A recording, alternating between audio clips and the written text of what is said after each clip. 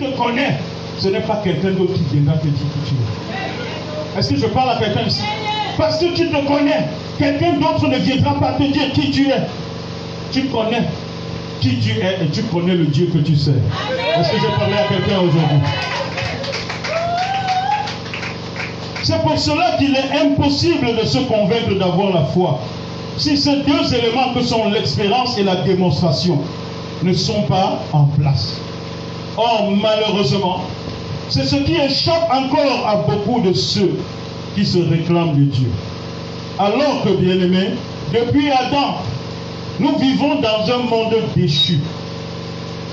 C'est-à-dire un monde qui s'est écarté volontairement ou involontairement des voies de Dieu et a fait, alléluia, s'est écarté volontairement ou involontairement des voies et des choix de Dieu. Pourquoi? Parce qu'au commencement, selon la pensée de Dieu, l'homme était censé vivre non pas selon la vue, mais plutôt selon quoi? La foi. L'homme n'était pas censé vivre selon la vue. L'homme était censé vivre selon la foi. Alléluia. Selon la foi. C'est ce que Dieu attendait dès le commencement. La façon dont de nos jours les gens vivent essentiellement selon la vue, ce n'était pas ce qui était conçu dans le plan originel de Dieu. La vie de foi, c'est donc le modèle de vie divin. Si tu dis je suis de Dieu, apprends à vivre la vie de foi. Et la vie de foi ne veut pas dire que tous les jours seront dimanche. Tous les jours ne seront pas dimanche. L'homme que je parle là, Papa Oyedepo, quand il prêchait comment devenir riche, au moment où il a fait la dédicace de son fils, son premier-né, alléluia, il n'y avait pas, parce que quand on dit dédicace, on dirait c'est un événement, comme on fait les baptêmes ici, alléluia, où les gens dépensent, font une grande célébration avec des boissons et autres pour nourrir. À l'époque, il n'en avait pas. Il a acheté le biscuit, il a partagé, les gens cassaient même. On ne donne pas un biscuit à quelqu'un, on cassait pour donner aux gens. Mais on a fait. Et c'est l'homme-là qui prêchait comment devenir riche. Les circonstances ne sont pas là pour te déstabiliser. C'est pourquoi lorsque tu es véritablement un homme ou une femme de foi, il y a un mot qu'on va dire de toi, tu es prétentieux. Ils ne peuvent que dire ça, parce que selon eux, ils ne comprennent pas pourquoi est-ce que tu tiens ce genre de langage. Mais tu tiens ce langage pourquoi? Parce que tu vois déjà la chose, tu vois où tu es, tu vois où Dieu t'a mis, et tu sais que eux, ils verront, alléluia, quand tu auras déjà vu ça pendant longtemps. Est-ce que je parle à quelqu'un ici? Bien-aimé, Dieu est en train de travailler pour toi. Dieu est en train de travailler sur toi. Et il y a quelque chose de nouveau qui va se sortir de toi. La vie de foi, c'est donc le modèle divin de vie qui nous porte à croire que notre existence s'inscrit dans un plan ou dans un agenda conçu par Dieu et auquel nous devons croire, espérer et travailler à son accomplissement. Ta vie n'est pas la conséquence d'un hasard. Hello. Ta vie n'est pas la conséquence d'un hasard. Amen. Non, non, non, non. Tu n'es pas la conséquence d'un hasard. Ta vie, alléluia, ta vie est un plan. Elle s'inscrit dans un plan. Elle s'inscrit dans un agenda conçu par Dieu et auquel tu dois croire, espérer et travailler à son accomplissement. Amen. Gloire à Jésus-Christ. Alléluia. Je vais reprendre cette partie. La foi, c'est donc le modèle de vie, le modèle divin de vie, qui nous porte à croire que notre existence s'inscrit dans un plan ou dans un agenda conçu par Dieu et auquel nous devons faire quoi? Nous devons croire. Amen. Et espérer et travailler à son accomplissement. L'agenda de Dieu pour toi, Amen. Peut ne pas être accepté par les tiens. Rentrons dans la Bible et regardons l'histoire de Joseph. Quand Dieu révèle en songe à Joseph ce qu'il sera, il court vers ses frères. Il dit à ses frères et sœurs, j'ai fait un songe. Hello. Ses frères disent, quel songe est-ce que tu as? Il dit, j'ai fait un songe. J'ai vu le soleil. J'ai vu la lune. J'ai vu 11 étoiles qui se prosternent devant moi. Ses frères aînés se concertent entre eux. Vous avez entendu, c'était l'enfant qui a vu comme ça. Amen. C'est sûr qu'il y a un parmi eux qui dit, je ne comprends pas. Vous dites, tu comprends pas. Nous sommes combien? 12. Amen. Et il dit qu'il a vu 11 étoiles qui se prosternent devant qui? Il a vu la lune, c'est-à-dire la maman. Il a vu le soleil, le père. Plus nous tous, on est allé où? Se prosterner devant lui. Enfin, c'est un danger. Amen. Détruisons-le avant qu'il ne fasse ça. Avant qu'il ne se fasse que... Oh, l'enfant avait vu ce qu'il deviendra. Il avait vu ce qu'il deviendra. Bien-aimé, toi aussi, il est possible que tu aies vu ce que tu deviendras. Mais à des personnes, lorsque tu parleras de ça, ils risquent de s'y opposer, te combattre. Te combattre. D'où vient-il que tu rêves de ce genre de choses? D'où vient-il que tu rêves de faire ce genre de projet? Alléluia. Qui parmi nous a-t-il jamais fait ça? Pourquoi est-ce que tu penses que ça va commencer par? Est-ce que je parle à quelqu'un? Pourquoi est-ce que tu penses que ça va commencer par toi? Et c'est là où ils vont commencer à te combattre.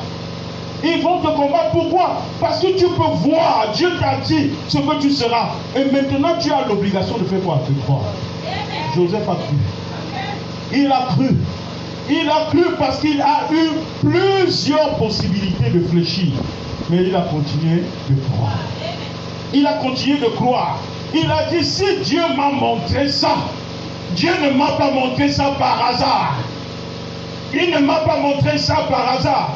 Ce dont il attend de moi en premier, c'est de faire quoi? De croire. Alors, je crois. Même lorsque les circonstances ne m'amènent pas à croire, même lorsque mes frères m'auront poussé et jeté au fond du puits, même au fond du puits, je continuerai de faire quoi? De croire. Ah! Alléluia. Même au fond du puits, je continuerai de croire.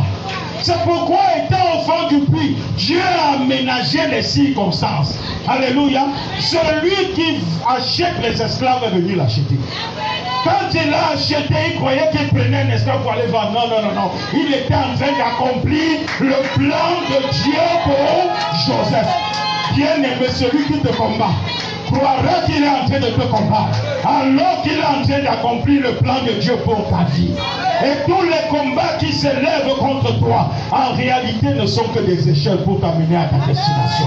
Au nom de Jésus-Christ. Alléluia. Jérémie 29, verset 11, il est écrit, et c'est Dieu qui parle.